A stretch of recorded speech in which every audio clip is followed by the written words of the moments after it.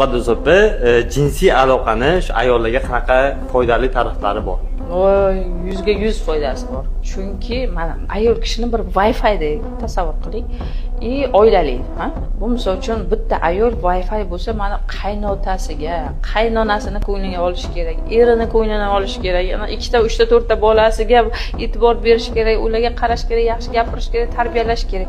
U hammaga energiyasini tarqatadi, lekin ayol kishida ham energiya tugaydi. U qayerdan energiya olsin? U eridan oladi, kechqurun oladi, postelda oladi. Agar haqiqatdan ayol kishi qoniqsa, postelda eri zo'r bo'lsa, bu ertalab turadi, o'zi bodri, chunki u yaxshi uxlaydi, tiniqib uxlaydi postelda yaxshi bo'lganda. Asabiylashmaydi. Yaxshi uxlaydi, asabiylashmaydi. Melish narsalarga ham xursand bo'ladi, bolalariga yaxshi gapiradi, eriga, uydagi kim bo'lsa hammaga yaxshi muomala bo'ladi.